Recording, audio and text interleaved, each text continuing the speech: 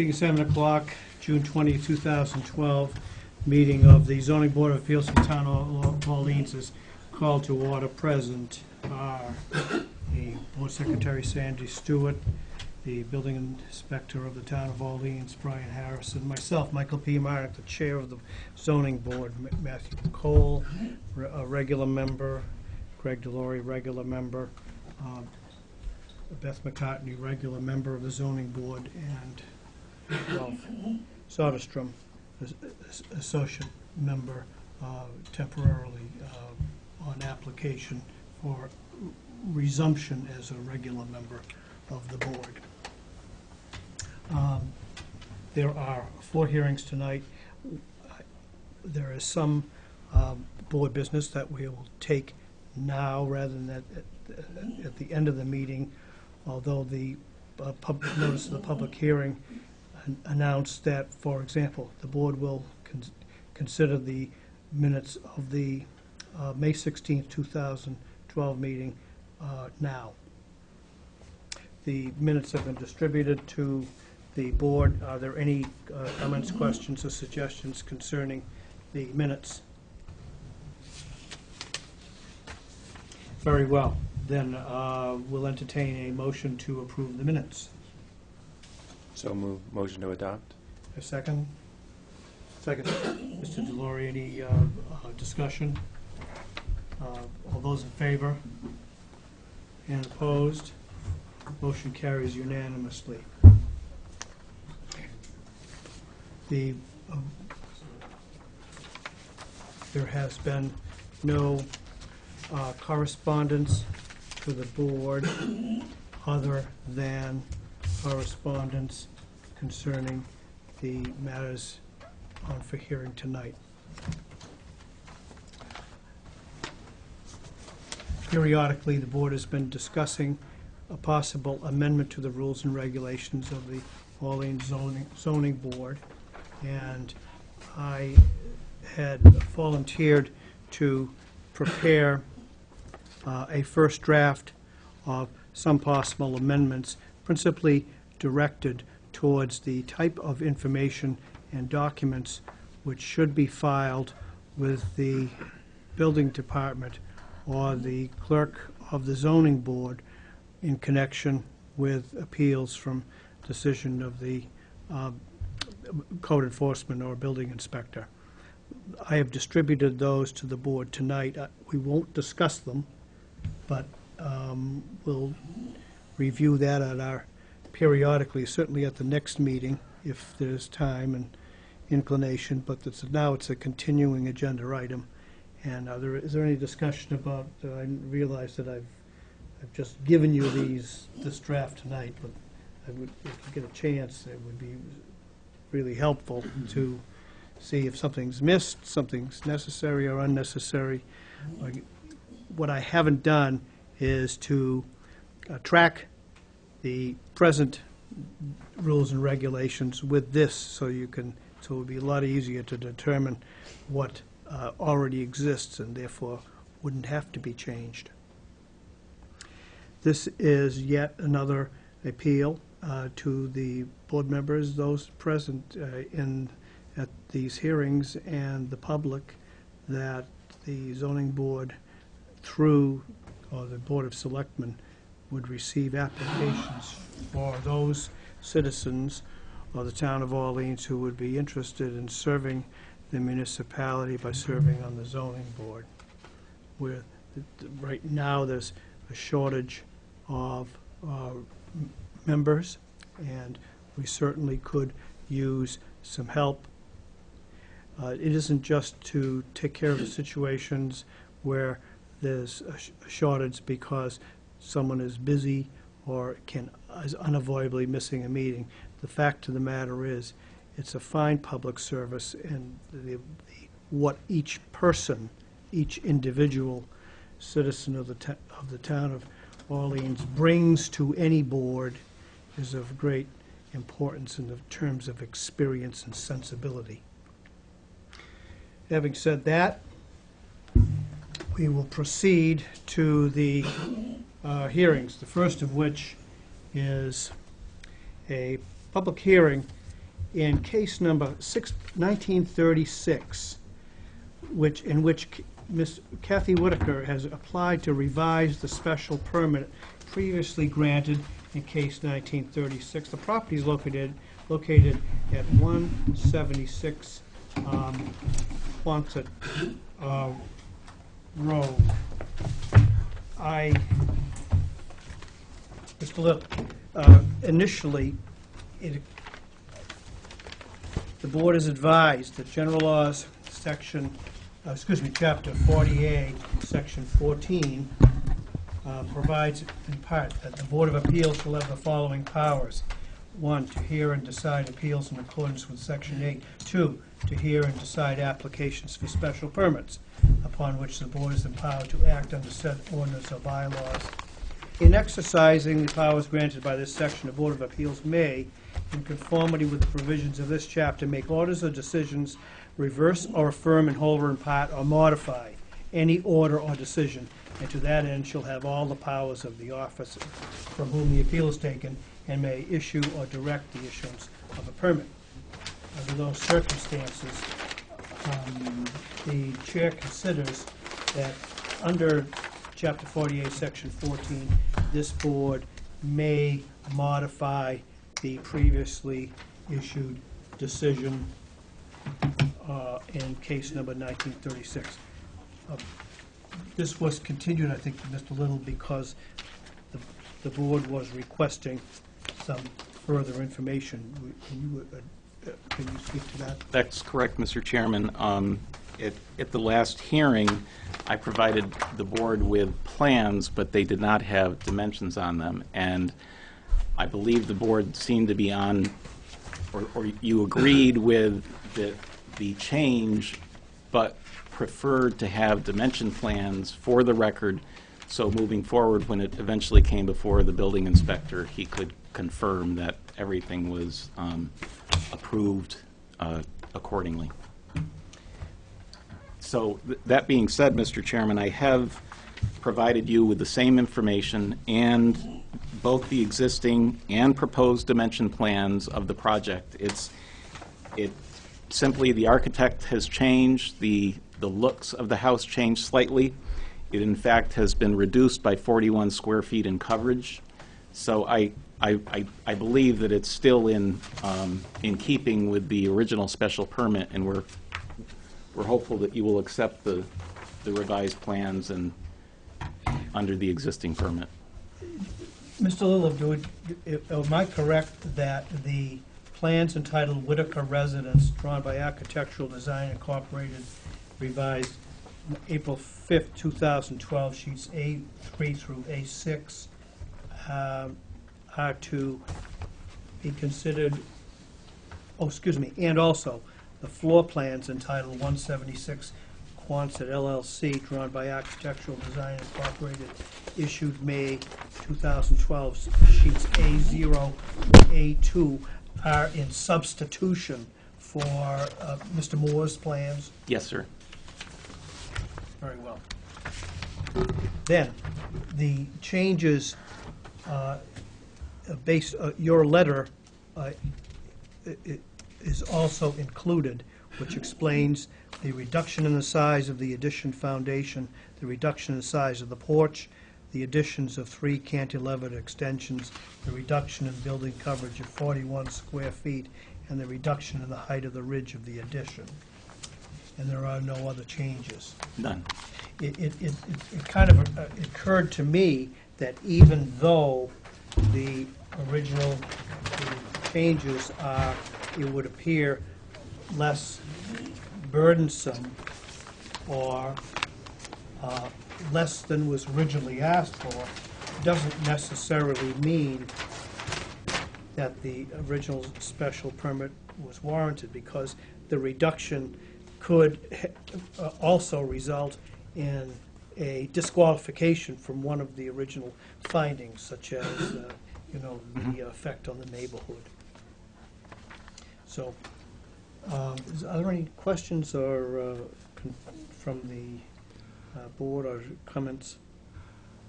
David, where does it indicate how tall the building is? It indicates that on our site plan. I believe.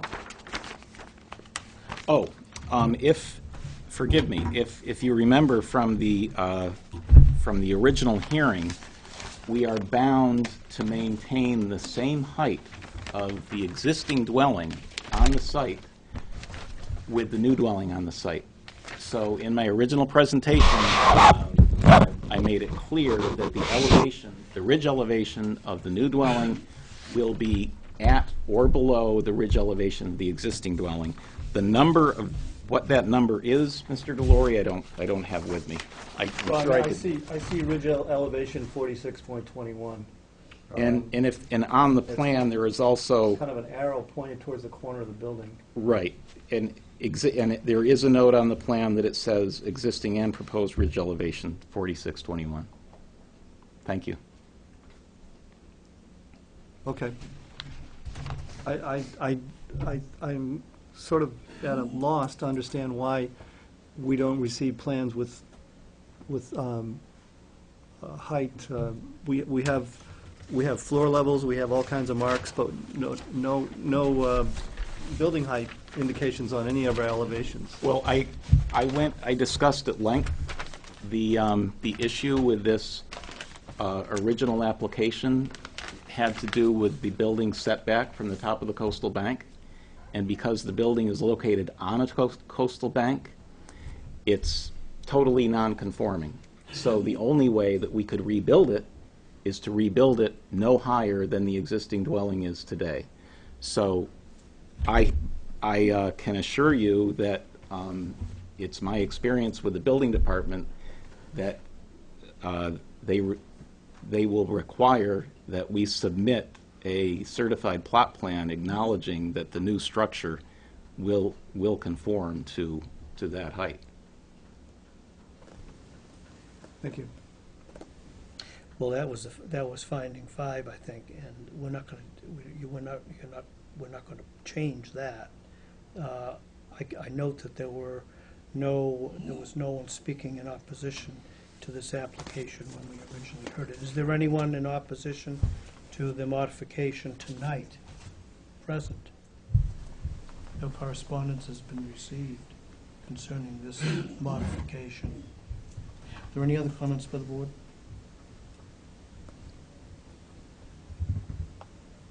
Very well.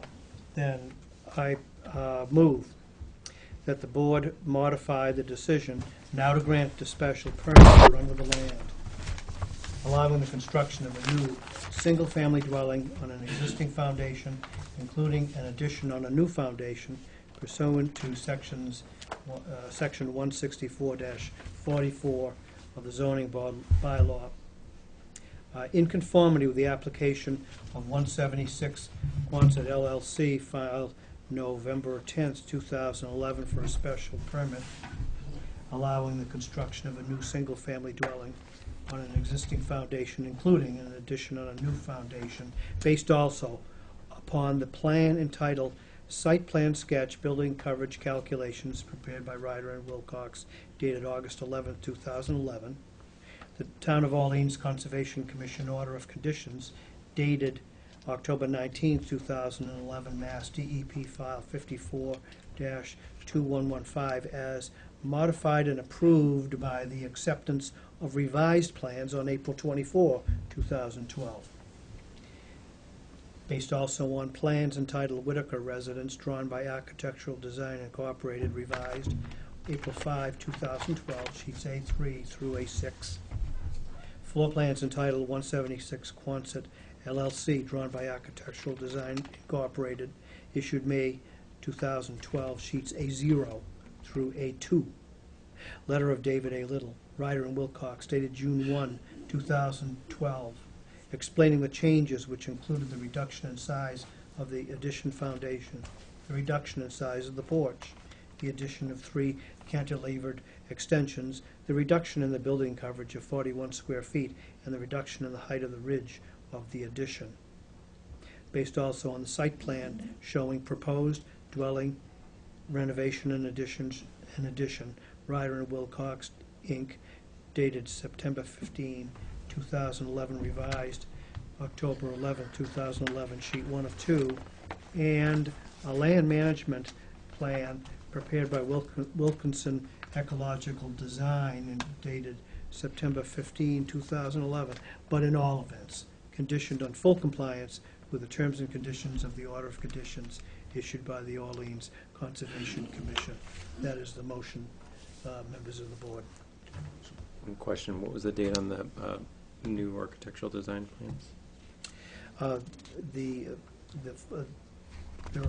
plans entitled Whitaker Residence are April 5th, 2012, and the floor plans are dated, or issued May 2012. Just insert May 22nd, 2012. Very well.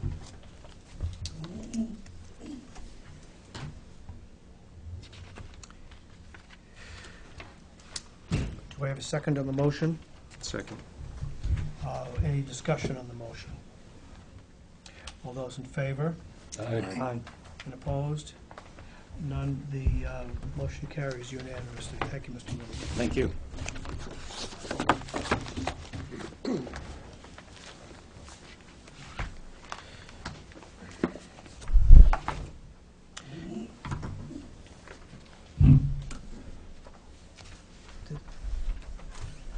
This is a public hearing in the case of case 1942, an application of Jeff Norjo and Gretel Norjo. Did I pronounce this name correctly? Yes, you did. I know it's an old Orleans name, and I apologize.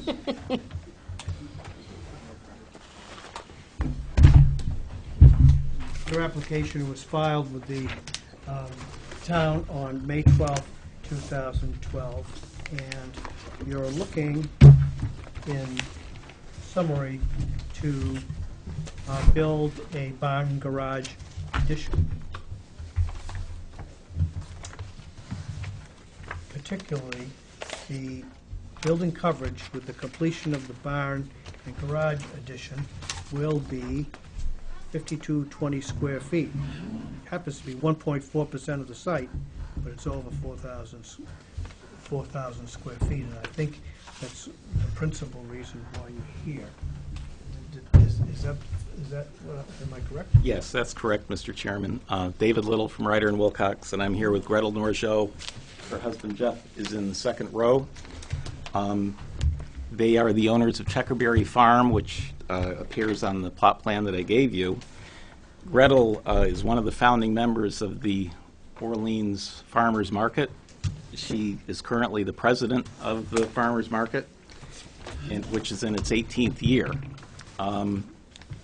They wish to construct a garage/barn attached to their house on the farm in which they live, and the structure will trigger the 4,000 square foot threshold of the zoning bylaw, which requires a special permit from this board.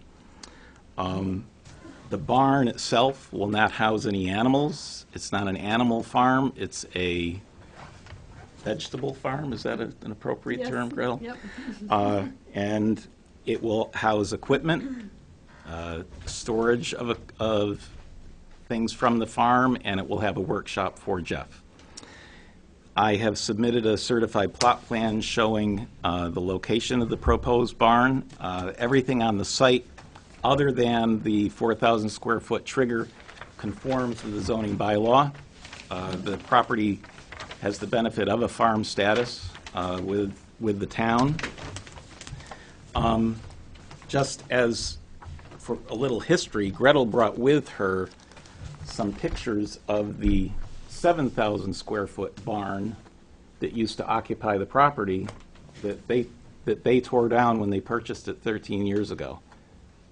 And this, how many chickens? 7,000. Or, excuse me, it's not a Yeah. 7,000 square foot barn, it's a, It was about 60 feet wide and about 150 feet deep and 2 stories high. And the Bessams used to own the property in the 1930s up till about the 1960s. They had chickens there, which I understand about 3/4 of them were roosters. So it was pretty noisy. And they sold chicken manure and eggs, and then when the chickens got past their egg production stage, they sold them to Campbell's Soup. it was an ongoing operation for a long time. When we bought the property, this old building was there. We had walked across the property quite a few times, and it was so overgrown with bittersweet and catbrier and mess that we didn't even realize the building was there at first. So we've done a lot to the property. Yeah, I don't know if any of you members had the opportunity to visit the site, but it's great. But with respect to the application, the barn itself is going to be nestled into the ground. It does back up to residential properties in the rear. It does conform with the property line setback of 25 feet. It's 26.8 from the property line. Its height is approximately 21.5 feet. And so from the rear where there are residences, it's certainly well below the 30-foot potential height requirement for a structure of this type. So that being said, I think I'll just quickly address the special permit criteria for you. The 8.53 acre site is adequate in terms of size. The site is a working farm, and it's certainly suitable for a barn. There would be no impact on traffic flow or safety. The impact on visual character is minimal. The height of the barn garage, where it faces the abutters to the rear, is slightly over 21 feet. The dwelling has a Title V septic system. The drainage characteristics on the site will not be affected. The property has the benefit and use of all public utilities and public services. There would be no noise or litter on the site other than the temporary noise impacts during construction. And as to the impact on groundwater quality, recharge volume, and water quality of coastal and freshwater bodies, these valuable resources certainly won't be affected. It's an organic farm, and I think the Norgeaus take very good care and respect the property. So that would be our presentation. If you have any questions, we're... Well, do you have a sense of how many feet from the line of Tarkiln Road the new structure would be? I thought it might be, it's certainly in excess of 300 feet. Yes. I can tell you pretty closely. I would say in excess of 400 feet.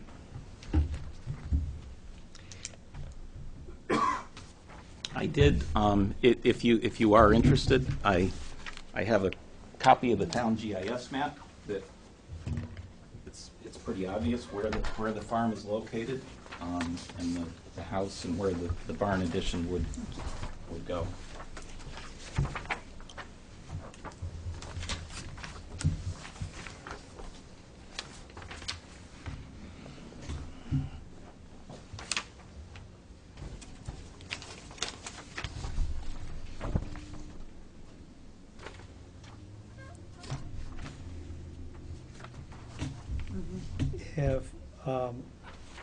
Has the applicant dealt with any of the neighbors on Bambi Way, Winslow Drive, or Winslow Way? It appears that the barn will be closer to those properties, to the owners of which have received notice of the hearing, according to what I saw in the file. Have you heard have any discussion with any of those folks? Three of the neighbors, one from Bambi Way, who actually helped us to purchase the property back 12 years ago, and he's in favor of it. And then we have two other neighbors here tonight that say they are also in favor of it. They are on either side of the neighbor that is the closest to us, which I have not spoken with her, and I've never met her. I don't know whether they live there full-time or not. Very well. We have, in the past 10 or 11 years, planted trees along that back property line. The three houses that would be affected, we've planted probably about 40 fir trees. Right now, they're maybe between 4 and 6 feet tall, but they have finally got their roots in the ground, and in probably the next couple of years, they're going to really start to shoot up. So we have anticipated trying to have a buffer zone in there. Very well. Do Do any members of the board have any questions of the applicant? Yeah, I had a question, David. The additional square footage lot coverage is either 2,500 or 2,200. The existing coverage is 2,706. The garage barn will be 2,514, bringing us to a total of 5,220. Okay, so if you do the math, it's 20, you're adding 2,500 square feet, basically. Yes, we are.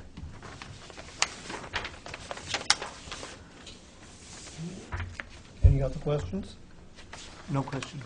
Is there anyone present who wishes to speak in favor of the petition? Yes, sir. Can you tell us who you are and... My name's Michael Cuoco, I'm in the butter. I live on Winslow Drive. I'm on the opposite side of the person who'd probably be most affected. Norjos have been very good neighbors. I have no problem with it. Thank you, sir. Is there anyone else who wants to speak in favor of this application? Is there anyone present wishing to speak in opposition to the application? No response was received, no correspondence has been received, no written correspondence has been received by the board either in favor or opposed to the application. Are there any other questions by the members of the board? Is it time to comment, or are we still on the question? Well, I have two questions first. Are any members of the board disqualified by reason of a conflict of interest prohibited by law? And have any members of the board communicated with the applicant or any interested parties? No. No positive response. Voting on this application are the regular members in attendance and Mr. Soderstrom. Now we'll hear comment. Thank you. You could start. Okay, thank you. First of all, I really appreciate and value what the Norjos are doing in the community, and I'm a regular attendee and customer of the farmers market, and I think it's a really great thing. But I'm kind of having a problem with having 8.5 acres of land and having a barn that's 26 feet away from a property line that is then again another 25 feet as another dwelling when there's so much land available. I realize there's probably a lot of reasons why the ideal placement of the barn has taken place on this plot plan.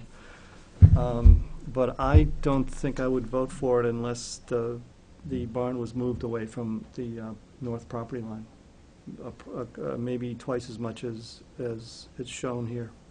It just seems to be a lot of square footage being added, a lot of land that's available, and that's my feeling.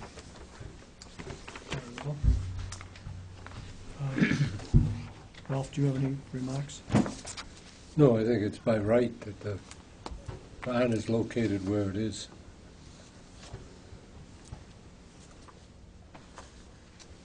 Mr. McCarty? No problem. Mr. Cole? Good. The, Give the applicant final word. yes, May I? if you have a, Just if you have another... quickly, the relief that we're here before the board is to exceed the 4,000 square foot requirement of the zoning bylaw. All other aspects of the project conform with the zoning requirements of the town. And I think Gretel would like to make a comment as well. Well, the rest of the property is being farmed. So we have fields, we have chickens. We have a 23-year-old daughter who is now farming with us, and so the space that's farmable is prime space, and this piece next to the property line, we wouldn't really want to be driving a tractor back and forth, plowing right next to the neighbors. It is a better place to have the barn. The open property in the middle is more suited to the farming part. Well, when the building coverage is to exceed 4,000 square feet, then you need a special permit before the zoning, before this board. Then there are a number of standards and a series of findings must be made. Among them, and probably the most important, although they are not weighted, is that the alteration and the new construction will not be substantially more detrimental to the neighborhood than the existing structure, or which, if you mentioned the provenance of property and the previous structure, which was there but is not any longer. But taking all of this into consideration, the board may make findings based on the fact that the setback from Tark Hill Road is more than 400 feet, and even though the distance to the northerly sideline is 26.8 feet, that the neighborhood at that point is no longer Tark Hill Road. There could be a finding that that portion of the property is really the Winslow Way or Winslow Drive. There are people here who have no objection or are in favor of it, and a finding could be based on that. Therefore, that the new building is not substantially more detrimental to the neighborhood. I move that the board adopt the following findings of fact. The subject property known as 46 Tark Hill Road is shown as parcel 25 on Orleans map 18 and is in an R district. 2, the present use of the property is a farm with a single-family dwelling. 3, the proposed use of the property is a farm with a single-family dwelling and a barn and garage addition. 4, the proposed use or change in use will not be detrimental to the established and future character of the neighborhood and will be in harmony with the general intent and purpose of the zoning bylaw. The alteration and reconstruction will not be substantially more detrimental to the neighborhood than the existing structure. 6, the site is adequate in terms of size and suitable for the proposed use. The site consists of 8.53 acres. The building coverage with the completion of the barn and garage addition will be 5,220 square feet, which is 1.4% of the site. The proposed use will have no negative impact on traffic flow or safety. 8, the proposed use will have no negative impact on the visual character of the neighborhood. The proposed height of the barn is 21.6 feet, and the closest point of the garage to the northerly lot line is 26.8 feet. The barn is more than 400 feet from Tark Hill Road. 9, the proposed use is isolated from and will have no impact on the method of sewage disposal, source of water, drainage, or water resources. 10, utilities and public services will be adequate for the proposed use or change in use. 11, noise and litter will not be increased after completion of the construction of the proposed use. 12, there will be no adverse impact on groundwater quality and recharge volume and the water quality of coastal and fresh surface water bodies. This is based on the application of Jeff Norjo and Gretel Norjo filed May 12, 2012, based also on the plot plan prepared by Ryder and Wilcox dated April 4, 2012, and the construction drawings prepared by Ryder and Wilcox dated March 28, 2012, 4 pages. And that is the motion. Do I hear a second? Second. Now, is there a discussion on the motion?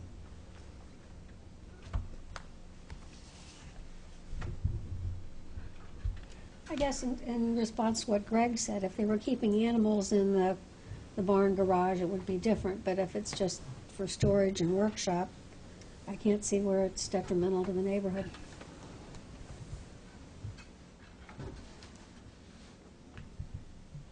Then I'll ask all those in favor. Do we have a second? Second. All those in favor Aye. and opposed? 1. The motion carries 4 to 1. then, based on the findings of fact,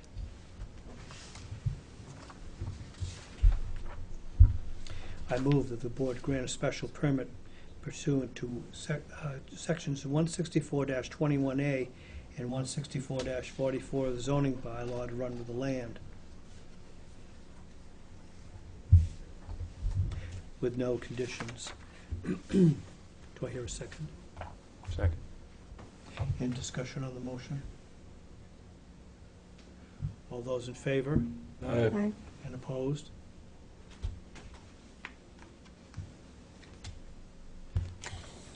Motion carries 4-1. Thank you.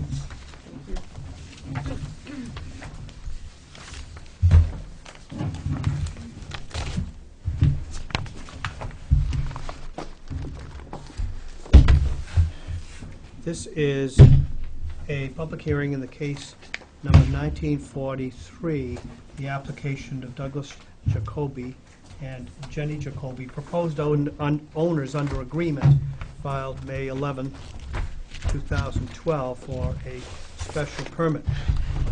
Attending on behalf of the board are the regular members, Michael P. Marnick, Greg Delory, Beth McCartney, Matthew Cole, Associate Member Rolf Soderstrom, and the Board Secretary Sandy Stewart. Also in attendance is the Building Inspector of the Town of Orleans, Brian Harrison.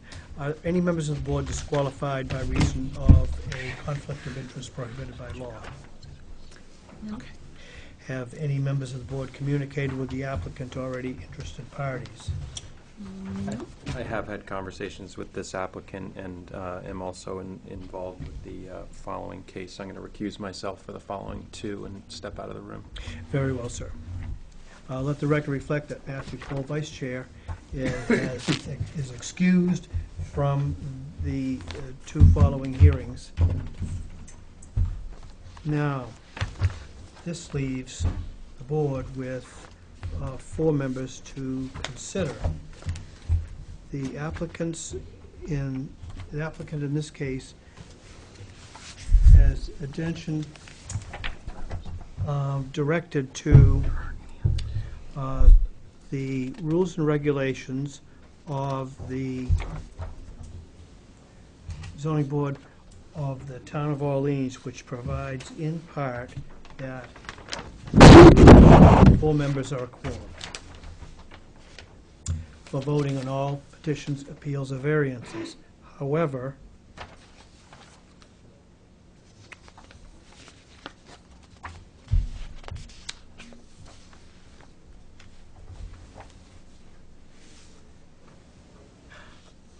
Section 197-25 provides that no petition may be granted unless 4 members of the Board of Appeals vote in favor. If only 4 members are present at any hearing, the board shall, if requested by the applicant, move the hearing date forward so that a 5-member board will hear the petition, but only upon the condition that the applicant executed a written extension of the time period in which the board is required to act.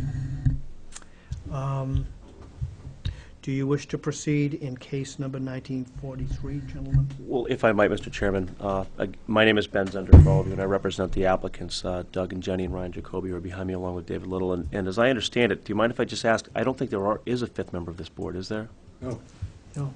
So I'm going to, with the chairman's indulgence, I'd like to beg your indulgence, allow us to present this project, and then if you would, please just poll the board, and we see where, and then allow us to make the decision as to whether we want to withdraw and reapply, because we're really in a position where we don't know when we can continue this until to get a member.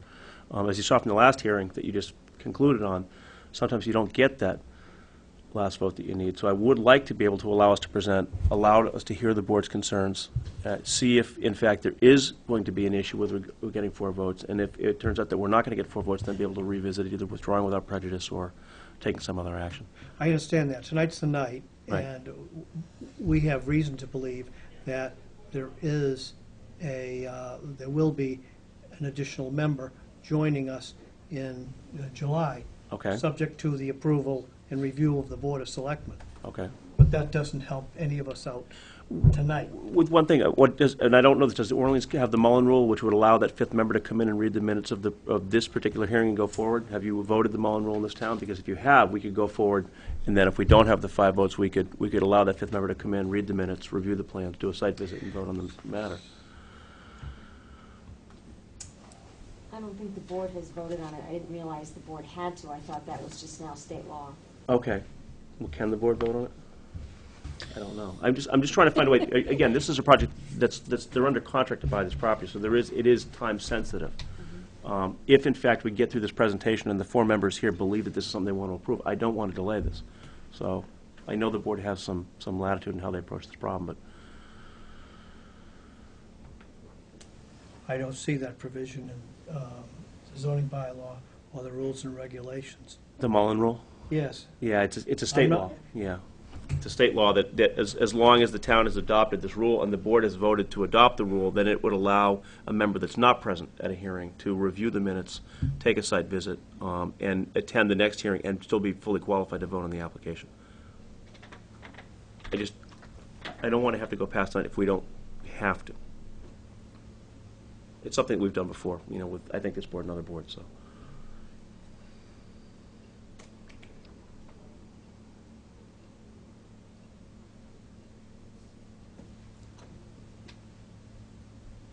I mean, in a worst-case scenario, if we make this presentation and it turns out that we don't have the votes, we certainly would have the opportunity to request to this board that we withdraw the application without prejudice.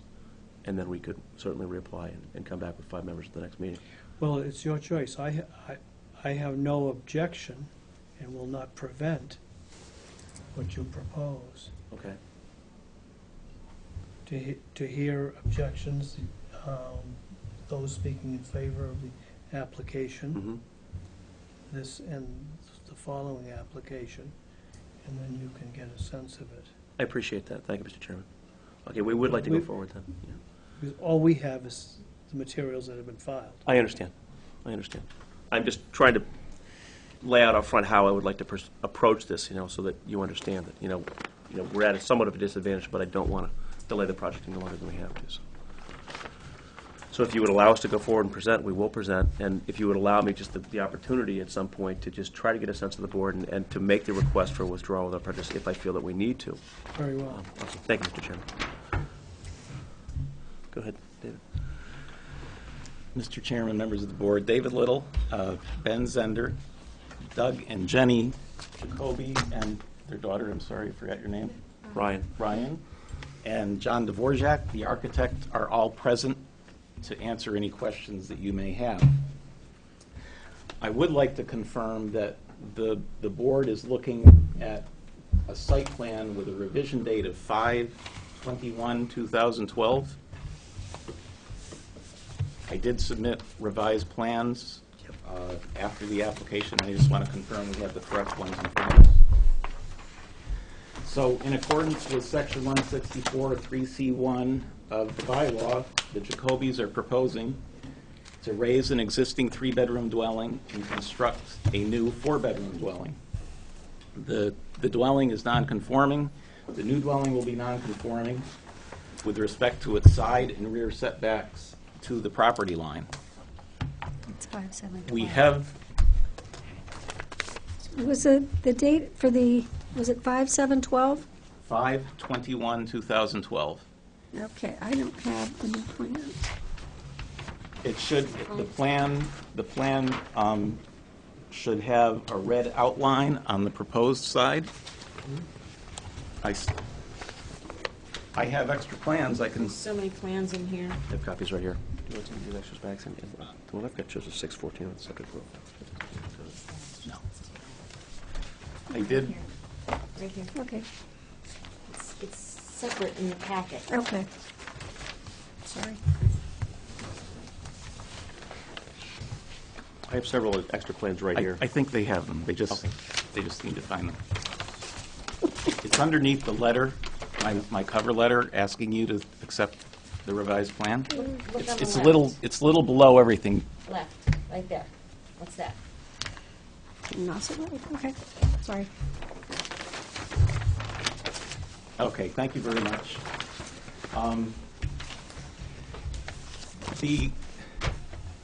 The current building and the new building are and will be non-conforming with respect to the side and rear setbacks on the property. All other aspects of the project conform with the Orleans zoning bylaw. The dwelling is located on the corner of Nauset Road, and it's a sloping lot with the house located on the high part of the lot, which I suspect when it was built back in 1920, the house was located there because that's the place that it afforded a nice view of the Atlantic Ocean. So our proposal, as you can see on the site plan, I've shown on the left side an existing dwelling, on the right side the proposed dwelling, and in red I have outlined the footprint so you can see the comparison of both structures. I do have a handout of the town topographic maps that I would like to provide and submit into the record. Thank you. To show that the existing house, even with the increase in building footprint, will be in keeping with the sizes of the other houses in the neighborhood. The existing building is going to building coverage is going to be increased by 405 square feet. We're going from 1305 to 1710 for a building coverage on the property. The living space for the new dwelling will be 2,321 square feet, which I think can be considered certainly not exorbitant and modest and similar to the houses in this area.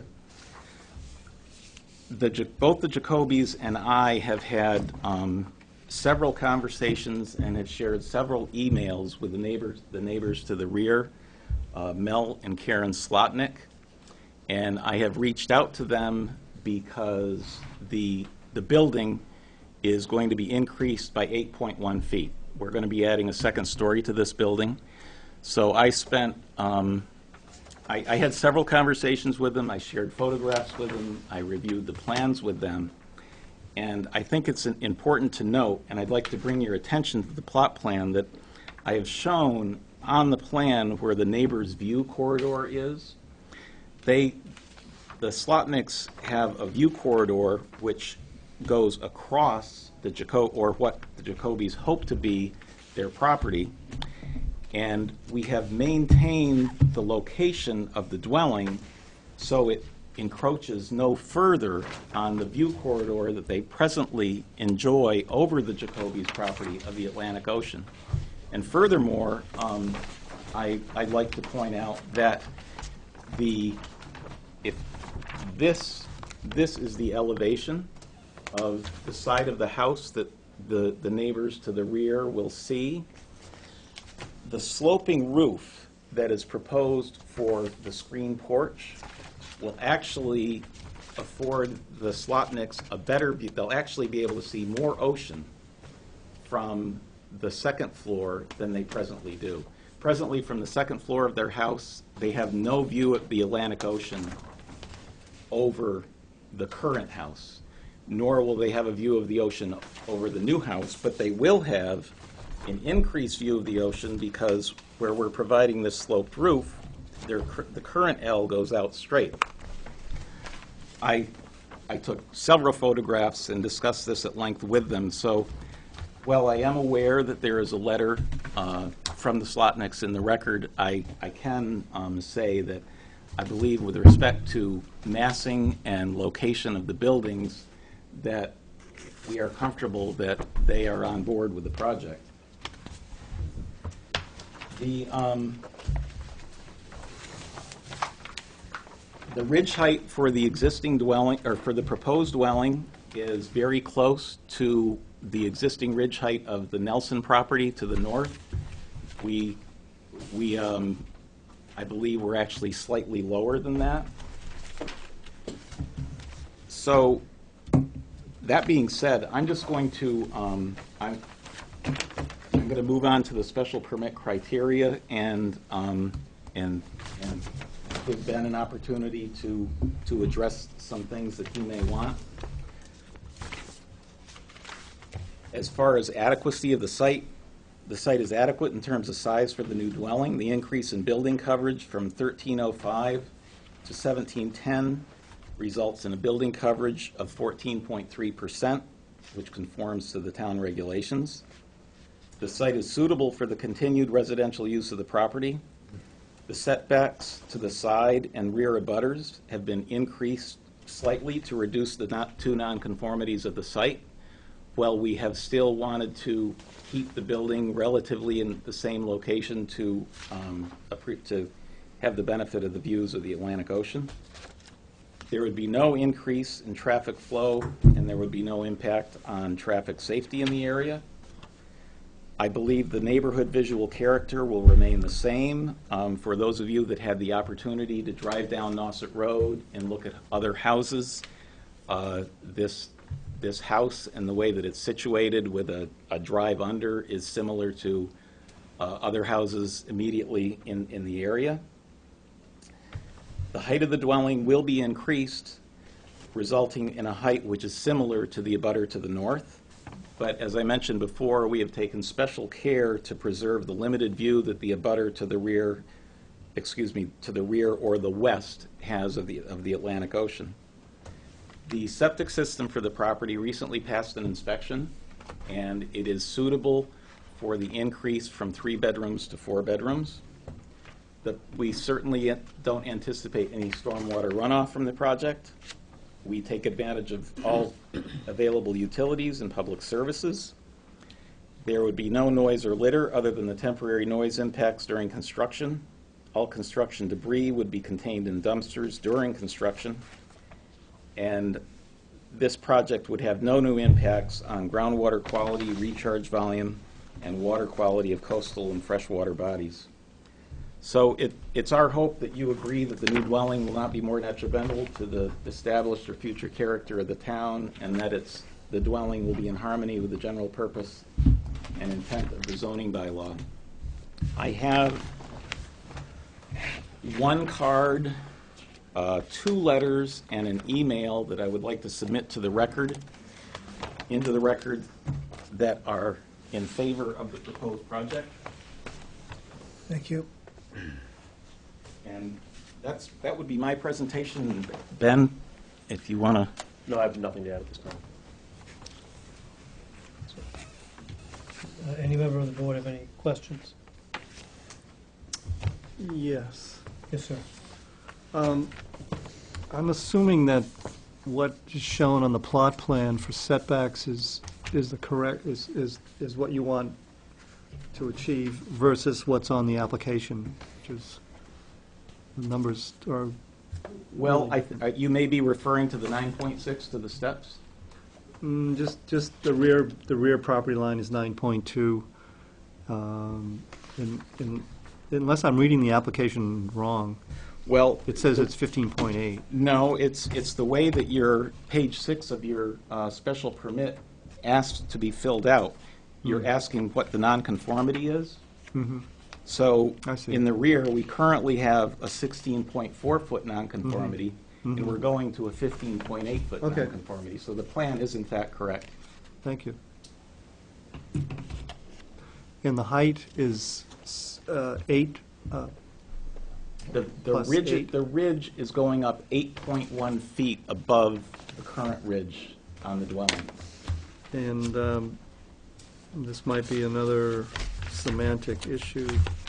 It says, the way I read it, it says 6.5, and No, I submitted a revised plan, and that, you are correct, that the 6.5 that I filled out in page 5A of the special permit criteria is incorrect. That should be 8.1. And our site plan, under the building height calculations, does reflect that corrected number. You're absolutely right, I did change that one item. thank you. And just as a comment, Mr. Dvorak, thank you for dimensioning the elevations. You're very welcome. But what do you got against north arrows?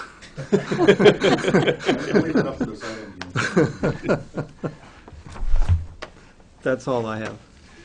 Thanks. Is the patio increasing the nonconformity of the property? No, the patios, there's no setback for a No patio. setback for the patio, okay.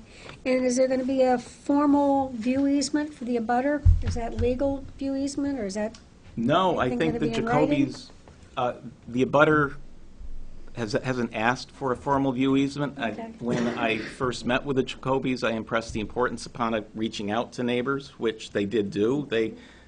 Jenny spent a great deal of time reaching out to neighbors, and I personally spent a lot of time talking with Mel and Karen Slotnick to make them aware of, they can't attend tonight, they won't be here until later on this summer, but to make sure they understood what the project would look like. So okay, we're just honoring. so it's a courtesy? We're honoring a current view corridor that they enjoy. Okay, great. Well, also, if you look at the buffer zones, the buffer zones on the plan, or those little dash lines show you where your 100 feet from the wetland is. You Right. you can't be encroaching into that anyways. Right. Thank you. Is there anyone else present who wishes to speak in favor of this application? Yes, sir. Kingsley Nelson, 14 Nauset Road. How are you? Good to see you. And I am at a butter immediately to the north. And we're totally supportive of the Jacobys' plans to move forward here. We've owned the property, the family's owned the property for 62 years.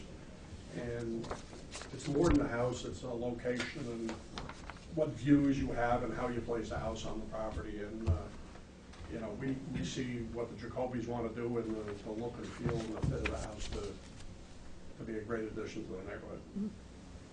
Thank you. I have a letter from you to the board in favor, and I have an exchange of correspondence, Mr. Nelson, with the fire chief, and June 13th I'm is, off the hook now, sir. June 13th is come and gone. They came and went, and the brush came and went, as is our annual ritual. It looked like the fire chief was asking this board, which is an adjudicatory board, to cease issuing special permits. It wasn't, it has nothing to do with this. These are owners under option here. That's just my thought, but I'm glad that you've, is it fair to say that the fire chief is satisfied? Fire chief happy. And there's access without, so that great. Hold on. Thank you, sir. Do you do it more than once a year? What's that? Do you do it more than once a year, or just June? No, usually about this time. This is actually probably about a week and a half earlier than we usually do because, and he's not incorrect. A week before we did the cutback, it was getting a little hairy. But if you cut it on 3 weeks ago, we'd be doing it for the next month in a row. Okay, then do you do it again in the fall? No, it is really wide right now. I would say it's supposed to be 12 feet, and we're probably at 14, 15 feet wide. Well, I mean, the concern is to keep it open if there for, are little straggly Yeah. pieces, I go out there and do it. okay, great, thank you. I'm handing Sandy for the record Oh. a copy of an email from Chief Quinn asserting that the road is in compliance. In fact, We'll receive that for the file. Thank you. Is there anyone else who wishes to speak in favor of the application? Is there anyone present who wishes to speak in opposition to the application?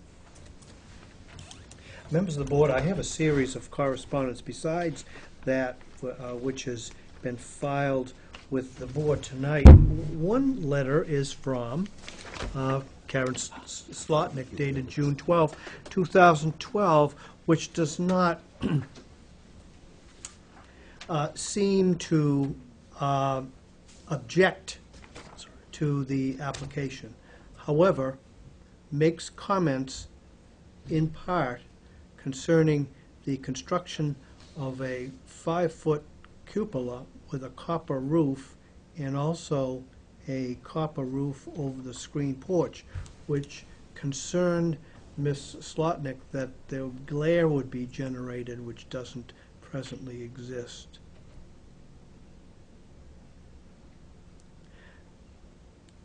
Otherwise, requesting that since she will not be in residence until September and the beginning of October, until October 13th, that the demolition and construction be started before October 13th. Otherwise, there would be noise to which I think she would object. Did you know of that objection? We do know the letter, Mr. Chair. Two things. First of all, I think the concern about the glare from the copper, that's something that can be addressed. I think we have a copy of the letter. Can be addressed relatively easily, either by, patinaing the copper before it goes up or using other materials. I think, if the board wants to condition this, that there not be a glare-inducing material on the cupola and the roof, that would be fine. I don't see it as an issue, but it can be addressed. Similarly, the Jacobys could certainly put a light in the cupola. The light in the cupola is important for sort of symbolic and aesthetic reasons, but they could certainly put a light in there that is directed so that it doesn't shine into adjacent properties, or that it's low wattage, something that won't be offensive to the neighbor.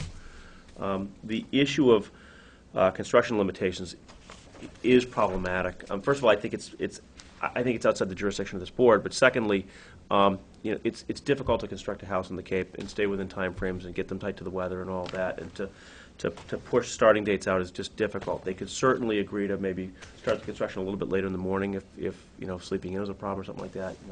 Construction guys show up early. They show up at 7:30. They can certainly go maybe start at 8 o'clock, make people hang around a little bit. But I don't know if this board has a precedence of saying you can't construct during certain times of the year, but it really does throw a monkey wrench in the entire construction process.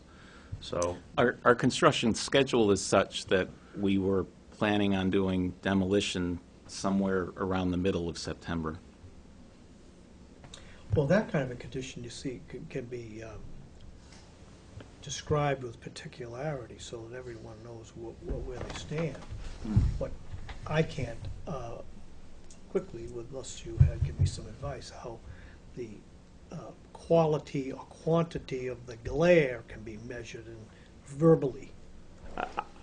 I think you could put a condition on the permit that just says the materials used on the cupola and on the over the screen porch not be such that they don't provide any glare towards the property to the west. I mean, and then leave it to the builder and the architect to make sure that what goes on that cupola, what goes on that roof, doesn't direct any reflected light onto the property next door. I don't think you need to get into what the material is, because my guess is that they're probably going to look at using a copper roof that isn't shiny.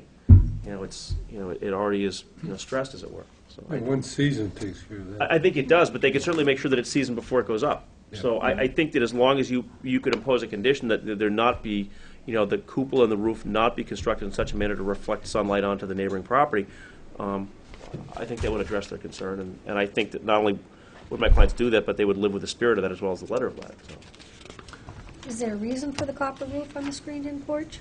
it's a nice touch. Just, Am I allowed to speak? Yeah, go ahead. Yeah. This is Jenny Jacoby. Yeah, I want, obviously these are our neighbors, and I want to appease them as well. I think it's an older couple, so I'm okay with not putting copper on the roof if that would make this. no, I just couple- didn't know if there was some Just aesthetically. plus aesthetic Yeah, or, aesthetically, just. or solar or, yeah. It's going to be a red shingled house with a red shingled cedar roof, and so just trying to get a little different Break it up? texture and to Okay. break it up a little bit. So we thought something, well, copper would be a nice touch, but again, I don't want to upset the couple. All right, I think we've been very cooperative with them.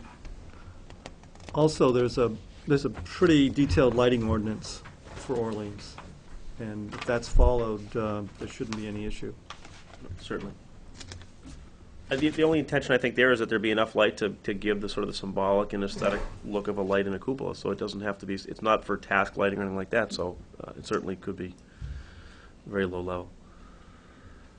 As it rotates. There's no Fresnel lens outside of it. I can see the lighthouse from Chatham.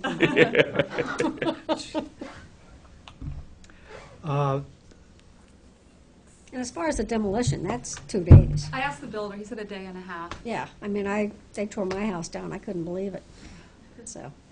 And to get the bill for the transfer station. Does the applicant would accept a condition that the copper roof and cupola be fashioned and constructed in such a fashion so that the glare in the direction towards 59 Nauset Heights Road be minimized.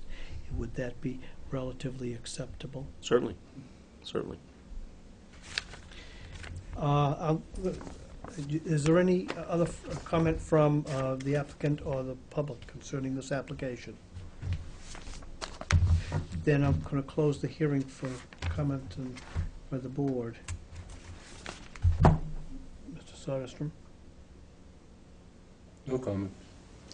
Weren't there letters Yes. from the butters? I never saw those. I'm sorry, I just passed them towards Mr. Delory, and now Am I allowed to explain those letters? excuse me, ma'am. I didn't know if I was allowed to explain what those letters. Yes, you could summarize them again. Yeah, sure. Some of them were, Mr. Nelson had a couple of exchange of correspondence and a letter in favor. He's spoken in favor.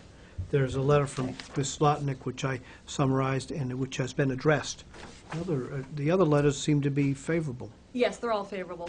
One's a formal letter that was sent directly to the board, and the others were all email exchanges, and the letter that I wrote to all the neighbors is in there as well. So I wrote to about 11 different neighbors and heard either verbally or in written form from 7 or 8 of those, and the others I just didn't hear anything back from one way or the other. So the rest were all positive, though, welcoming us to the neighborhood. Well, that's really wonderful.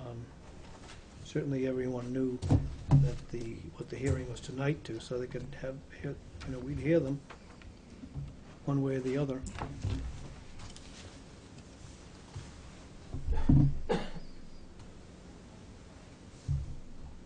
I'm inclined to make a motion with findings which would result in the granting of a special permit.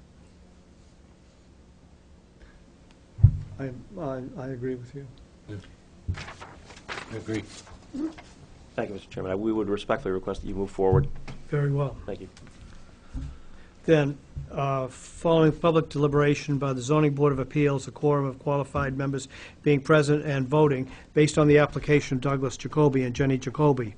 Proposed owners under agreement filed May 11th, 2012, based also upon the site plan prepared by Ryder and Wilcox, Inc., dated May 7, 2012, revised May 21, 2012, based on floor plans, roof plans, and elevations prepared by John Dvorak, architect, dated May 7, 2012, drawings numbers A-00,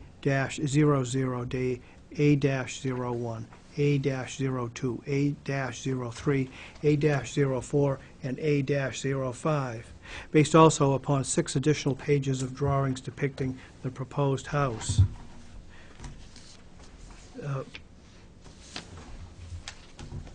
I move that the board adopt the following findings of fact.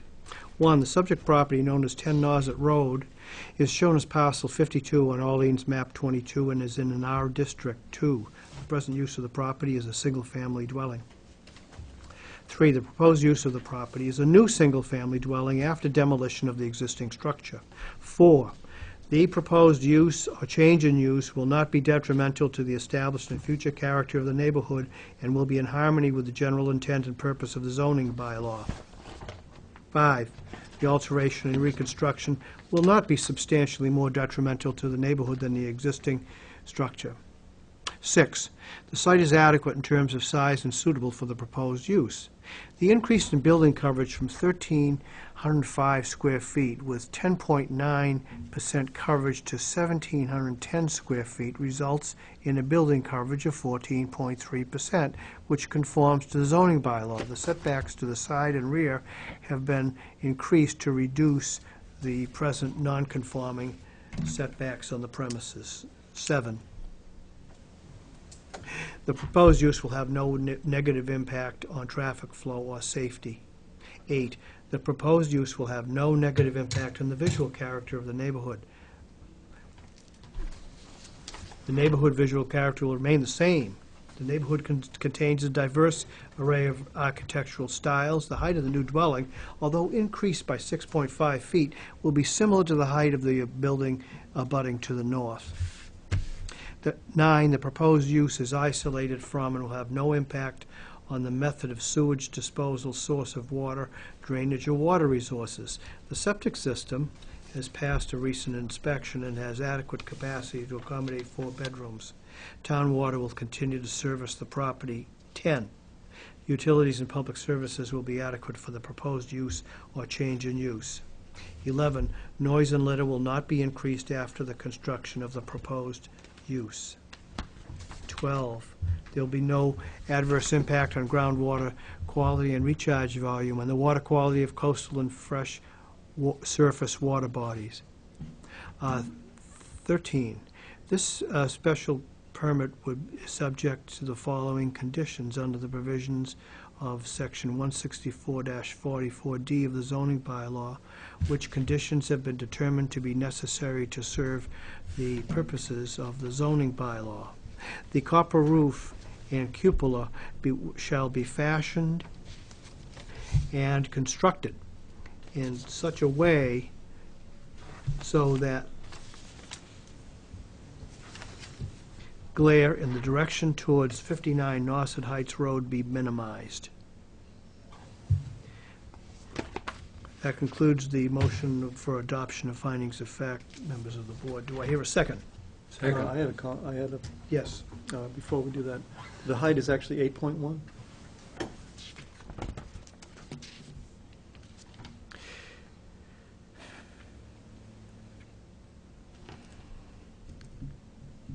Finding 8 is modified to substitute 8.1 instead of 6.5 feet. We have a second.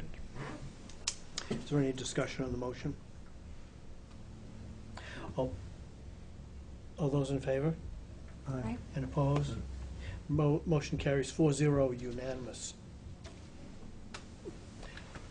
Therefore, based on the findings of fact, I move that the board grant a special permit pursuant to Sections 164-3C1, 164-21A, and 164-44 zoning bylaw to run with the land, subject to the following condition under the provisions of Section 164-44D of the zoning bylaw, which condition has been determined to be necessary to serve the purposes of the zoning bylaw. The copper roof and cupola shall be fashioned and constructed in such a way so that glare in the direction towards 49 Nauset Heights Road be minimized.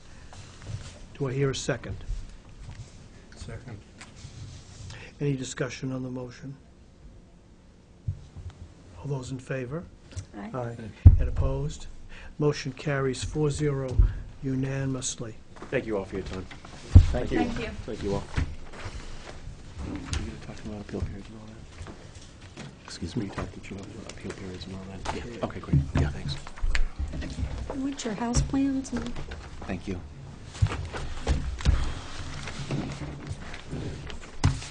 I don't think we have any takers. Hmm? We don't have any Yeah. takers today. Okay, well. David? Yes. Take the extra paper. Thank you. Thank you.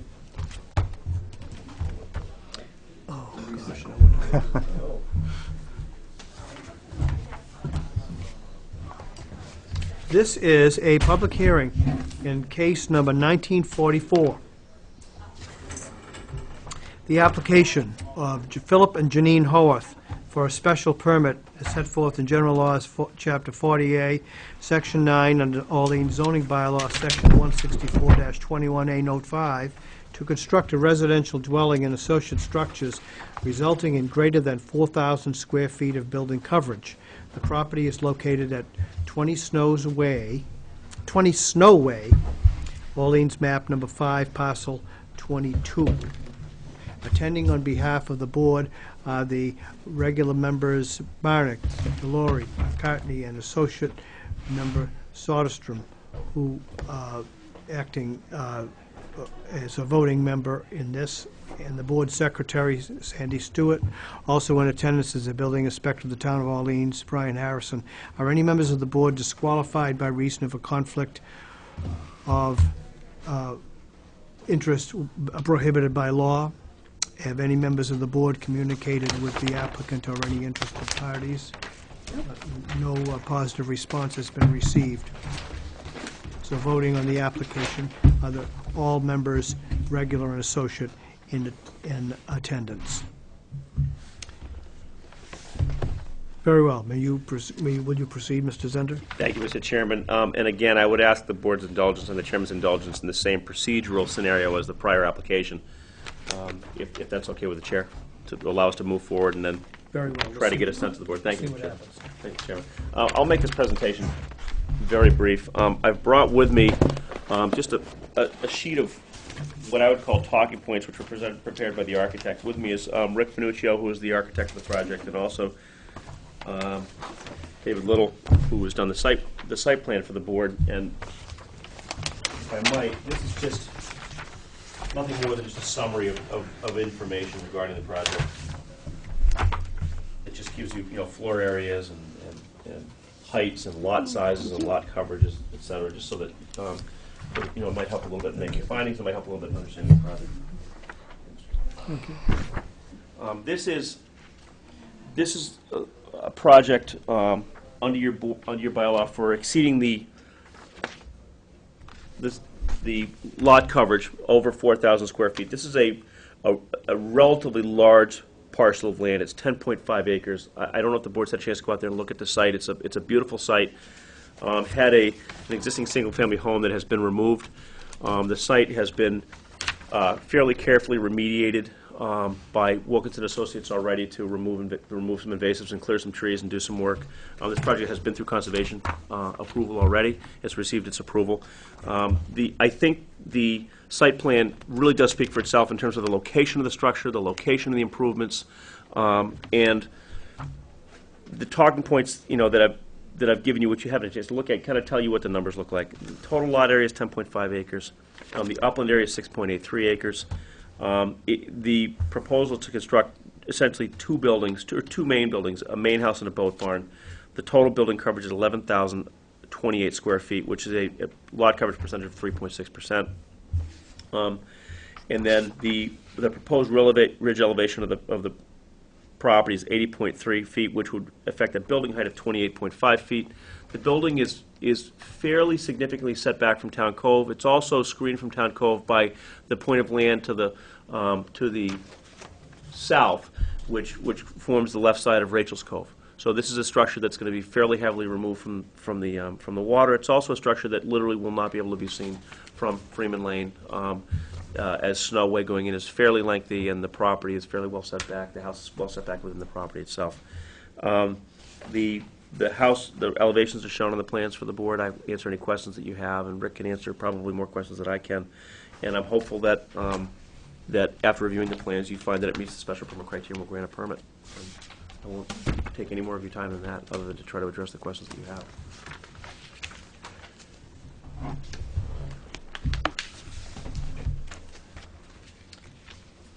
Any member of the board have any questions of the applicant? Yes. David, how did you calculate the 6.83 acres? Was that to the 75-foot buffer, or there's a combination of buffers, I think, that kind of interact around here on this property? Buildable upland is considered area outside of the flood zone. So if you, on the plan, we delineated flood zone A8, which is elevation 10, which goes around the property. So everything landward of elevation 10 is the buildable upland for the property. But as a matter of fact, wouldn't you have a lot of problems building in some of that area? Well, of course you would. Yeah. But it's just, that's the way it's defined by the zoning bylaw, for the purposes of any application that comes before the building department. But from a realistic point of view, which line would you use to determine where you could actually build something? Would it be the 75-foot line? Yes, today, new construction with the Orleans Conservation Commission is required to be landward of the 75-foot contour. So yes, there is a limited building area. Right. But when we were working for the prior owners in developing the property, we still were able to generate a 4-lot subdivision with 4 building envelopes. So there is So a within- significant amount of area to build on. So, right, within the 75-foot line, you had 4 acres, basically. No, I didn't have 4 acres. I had building envelopes that would allow for the construction of 4 homes.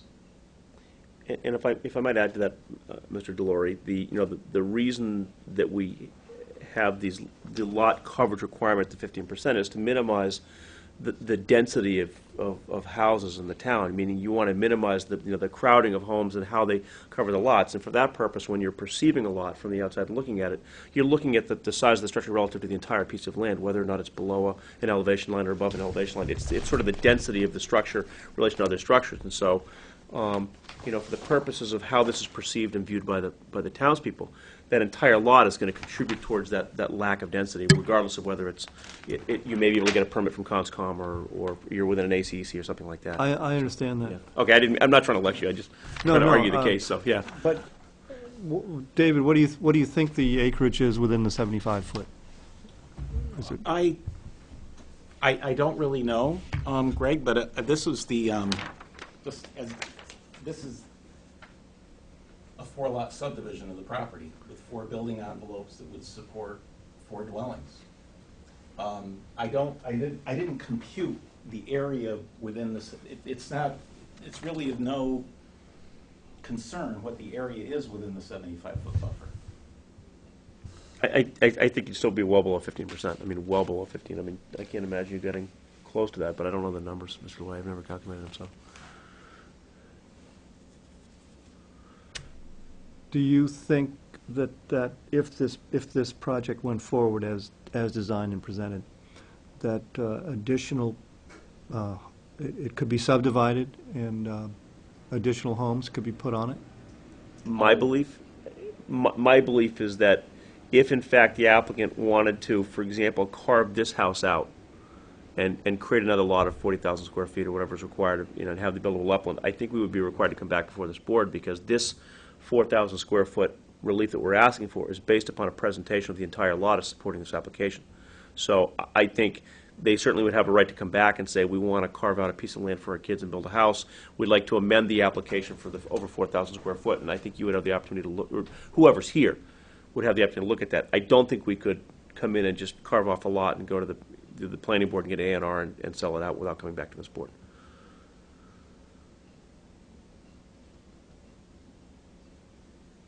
What do you think, Mr. Marnick? Well, Mr. Delory, I think that the context of this application is basically a single-family residence with a boat or barn, and Barn and a guest house. but it's on such a magnificent and wild parcel that the context is almost the neighborhood itself. It doesn't have a true relationship with abutting properties the way Mr. Zender expresses it, and the way that we're looking at it on that. See? I totally agree with you Yeah. that it's a magnificent piece of property, and I would be interested in a decision that would keep it that way. In other words, is it subdividable at this point? Well, Can we put more buildings in it? Can we sell a lot? Can we do this?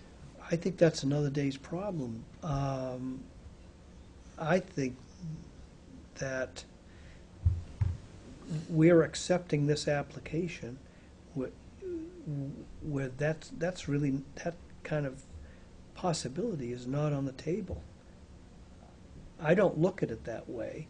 I don't know that this board can legally condition preventing subdivision, but I don't see that that's the use that the applicants expect. I'm sure it isn't, Yeah. but, as time passes, if I may, I mean, division or conveyance away of land would require, further approval of the board with regard to this application, because I think it's being presented to you as a single parcel of land. I have to say that, given the topography of this land, and the wetlands, and the location of the wetlands, and also, the sort of the premium nature of this land, subdivision and sale of a lot would really doesn't work here. But that being said, it's completely feasible that, or foreseeable that, Phil and Jan have 2 kids. They may want to divide a piece of land and put a small house for one of the kids to live on. I just think that would require this, assuming that this bylaw is still in place, that requires you to come in for over 4,000. I think would require a trip back here.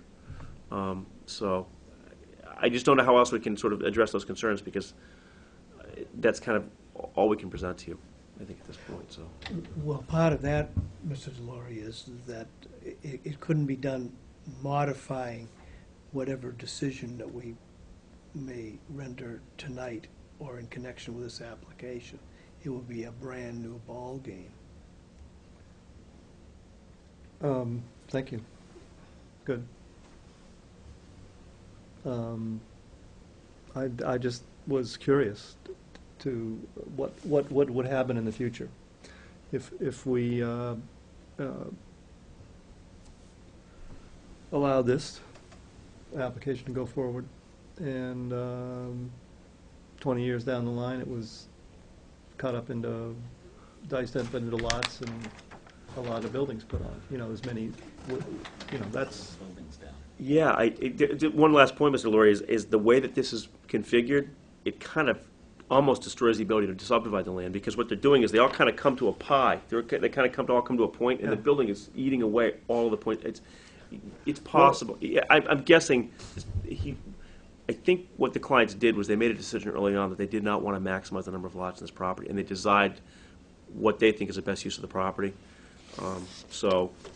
Well, that's why we're having the conversation. Yeah, I'm just saying, I think for them to divide this land, as David said, if they wanted to subdivide this out, it probably would involve not building this house, or removing this structure, or modifying the structure in such a way that you bring back some of that land area to put into another lot, in order to meet your setback requirements and your Title V requirements and all that. So.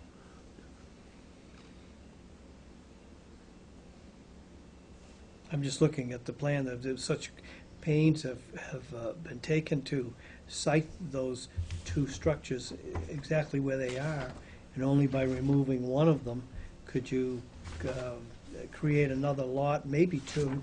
And the fact of the matter is, it would diminish substantially the value of the remaining building, which we'll assume will be the 10-bedroom dwelling, something which no one in their right mind. In other words, Mr. Delory, I'm just wondering how probable or how insecure we could ever be about that kind of development. Well, that's why I asked the question. That's why I asked David, where that number was, what the actual buildable area was. I hope I addressed the question, or I hope we did, Mr. Delory. No, I think so. Okay, Thank you. Thank you. Thank you. Do we have any other questions of the applicant? Okay, just so I'm clear. Pretty Proposed complete. 8-bedroom dwelling and the barn, guest house, that's 11,000 square feet. Total, yes. Okay. The main building is 6,500 square feet for the main building, Okay. and 3,930 for the boat barn, and I think the additional is in the pool house, right? Yeah, I'm looking at footprint. Okay. That's 6,500 square foot footprint. Okay. 3,930 gross footprint on the boat barn. Okay. And then is there some additional in the pool house? There's a little pool structure as well down by the pool, I think. Little pool house. Does that have some square footage as well? If the board can see, right, see that little corner right there? Yeah. And then the design that will be calculated in the gross building area. I think it's in your lot coverage. Yes, it is. It's in the lot coverage. Okay. It's what? There's a little pool structure, I think, that will hold mechanicals and. Right. Right, I see it. It's shown on the plan. It's shown on the plan. It's just. So it's not counted in as... It is. Oh, it is counted in. The square footage of that rectangle has been included in Okay. my calculations. It just hasn't been designed by Rick yet. Okay. Very well. Is there anyone present who wishes to speak in favor of the application? No response. Is there anyone present who wishes to speak in opposition to this application?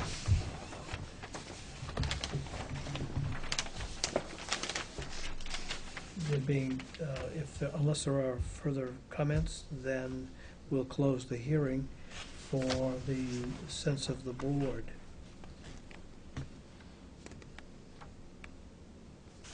Ralph? Do you have any comments on the? No. No problem. I'm prepared to move findings of fact which would satisfy the requirements of 164-44D without conditions. I am impressed that a structure of such magnificence can only be supported by magnificent natural features, so that the size and location of the lot, as I mentioned before, makes this an entire entity practically divisible from any other neighborhood in the town of Orleans. And it's very unique the way it's presented. I'm appreciative that there was some investigation to subdivide the buildable portions of the land prospect, which now isn't on the board at all. And as a result, the town seems to be, or the neighborhood, what seems to be benefited by a far more attractive proposition. Do you have any remarks, Mr. Delory? I agree with you. If that property stays as we're looking at it, I think it's a good project, and I would be in favor of. But since there's no way to ensure that, we'll just have to trust that that's what's going to happen. And it doesn't seem like it's divisible anyway, so No, it's probably a moot point. I think so. Very well. Then, following public deliberation by the Zoning Board of Appeals, a quorum of qualified members being present and voting, based upon the application of Philip Howarth and Janine Howarth filed with the town on May 11th, 2012, based upon the site plan titled Site Plan Showing Existing Conditions prepared by Ryder and Wilcox, dated October 20th, 2011, based also upon the site plan entitled Proposed Dwelling, Guest House, Boat Barn, and On-Site Sewage Treatment and Disposal, prepared by Ryder and Wilcox, dated April 9, 2012, revised May 3, 2012, based also on floor plans and elevations drawn by Bronwyn Lindquist, Finuccio, and Rayber Architects, Inc., sheets A-1.0, A1.1, A1.2, A2.0, A2.1, A3.0, A3.1, and A4.0, based also upon the land management plan drawn by Wilkinson Ecological Design, dated April 13, 2012, based on the restoration plan drawn by Wilkinson Ecological Design, dated April 9, 2012, revised May 8, 2012, based also upon the order of conditions of the Orleans Conservation Commission, dated May 9, 2012, recorded with Barnstable County Registry of Deeds on May 25th, 2012, in Book 26363, page 48. I move that the board adopt the following findings of fact. 1, the subject property known as 20 Snow Way is shown as parcel 22, on Orleans map 5 and is in an R district. 2, the previous use of the property was a single-family dwelling. The proposed use of the property is a new single-family dwelling after demolition of the previous structure.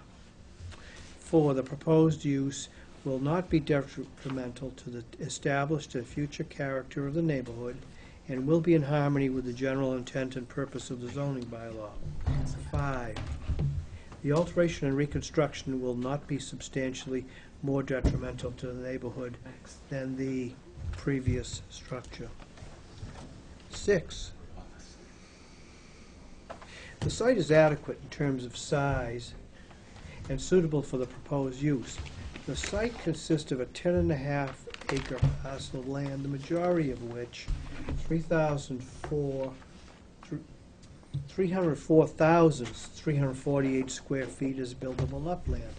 The building coverage is 11,028 square feet, which exceeds the 4,000 square foot maximum without a special permit, but comprises 3.6% of the site. Since the site is more than 10 times larger than the 40,000 square foot minimum lot size, there are ample lot line setback distances, minimal lot coverage, sufficient environmental buffers, and groundwater recharge and septic service. 7, the proposed use will have no negative impact on traffic flow or safety.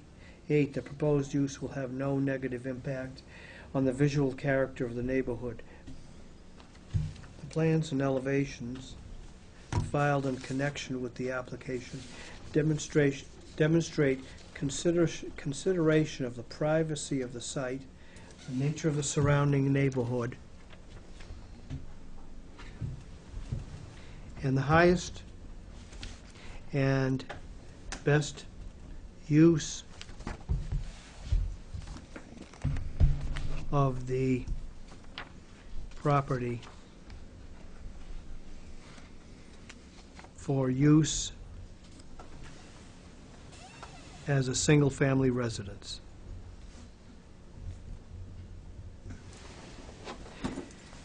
Nine, the proposed use is isolated from and will have no impact on the method of sewage disposal, source of water, drainage, or water resources. The existing septic system will be removed and replaced. Water service will be furnished by the town. 10, utilities and public services will be adequate for the proposed use or change in use. 11, noise and litter will not be increased after the completion of the construction of the proposed use. 12, there will be no adverse impact on groundwater quality and recharge volume and the water quality of coastal and fresh surface water bodies. The new construction will cover approximately 3.6% of the site. The construction use is not expected to have a discernible effect on the water quality of the adjacent coastal water bodies. The coastal bank setback requirement is 50 feet, and the proposed setback is 100 feet. Do I hear a second on the motion for findings of fact? Second. Mr. McCartney, any comment on the motion? All those in favor? Aye. And opposed? The motion carries 4-0. Therefore, based on the findings of fact, the application filed May 11th, 2012, the site plan, the floor plans and elevations, the land management plan, and the order of conditions. I move that a special permit issue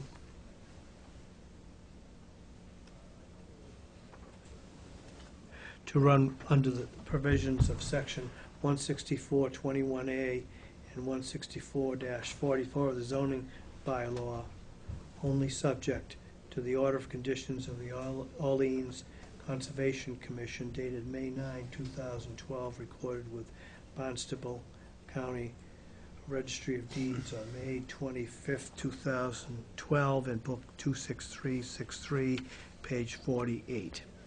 Is there a second on the motion to issue a special permit? Ms. McCart, any comments or discussion on the motion? All those in favor? Aye. Aye. And opposed? The motion carries unanimously, 4-0. Thank you all for your time, and thank you to the chair for your preparation as well. Thank you. And one housekeeping matter, I just was made aware that there was a street change address on the property. Could I just ask Sandy to just put an AKA 16 Snow Way on the decision itself so we can record it?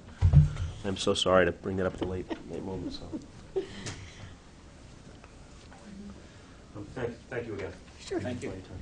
I understand you're going to be taking the 4th of July off? You're not going to meet on Wednesday? I have it, Yeah, right behind you, the David. board secretary has not provided me with an agenda for that date.